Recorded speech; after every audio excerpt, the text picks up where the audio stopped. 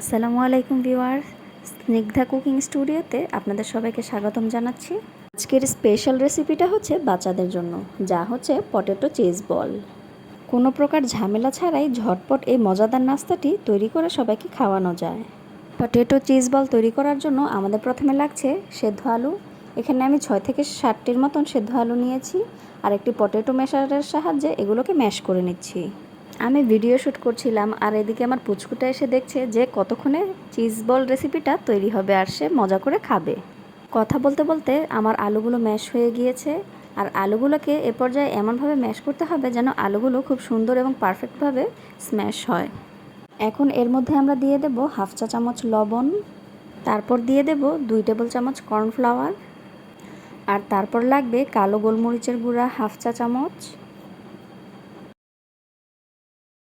আর এখানে chilli flakes দিয়ে দিচ্ছি 1 চা চামচের মতন, আর সবশেষে দিয়ে দেব 1 চা চামচ ধনিয়া পাতা কুচি। এখন সবগুলো উপকরণকে একসাথে খুব ভালো করে মিশিয়ে নিতে হবে। আমরা কিন্তু এখানে কর্নফ্লাওয়ার বাইন্ডিং আনার জন্য ইউজ করিনি, আর সেদ্ধ আলু কিন্তু এমনিতেই খুব স্টিকি হয়। সবগুলো উপকরণকে ভালো করে স্মুথভাবে মিশিয়ে নিতে হবে।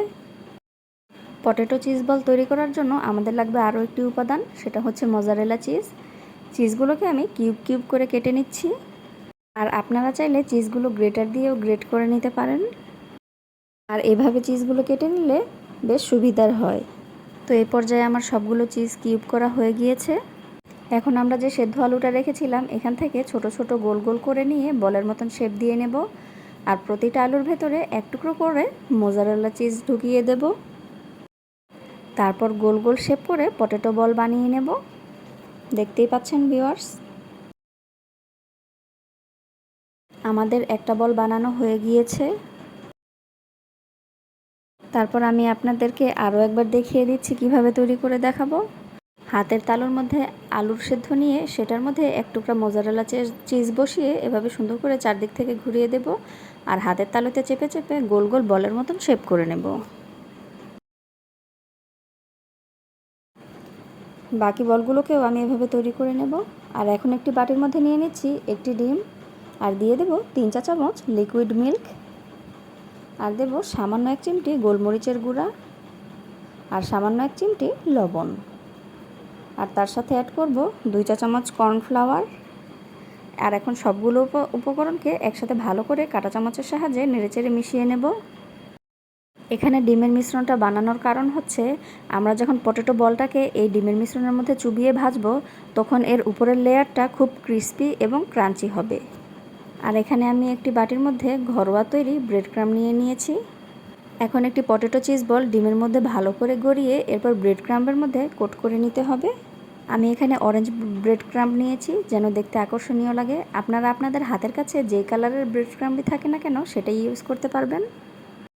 এই পর্যায়ে আমার একটি পটেটো বল কোটিং করা হয়ে গিয়েছে। আপনারা ঠিক এ পর্যায়ে এসে এভাবে কোট করে 1 মাসের মতো ফ্রিজে সংরক্ষণ করে পরে নামিয়ে ভেজে খেতে পারবেন। পটেটো চিজ বল তৈরি হয়ে গিয়েছে, এখন হচ্ছে তেলে ভেজে নেওয়ার পালা। একটি প্যানের মধ্যে পর্যাপ্ত পরিমাণ তেল গরম হতে দিয়েছি, আর তেলগুলো মিডিয়াম আঁচে গরম হওয়ার পর আস্তে আস্তে একটি একটি করে পটেটো চিজ বলগুলো এখানে দিয়ে দিচ্ছি,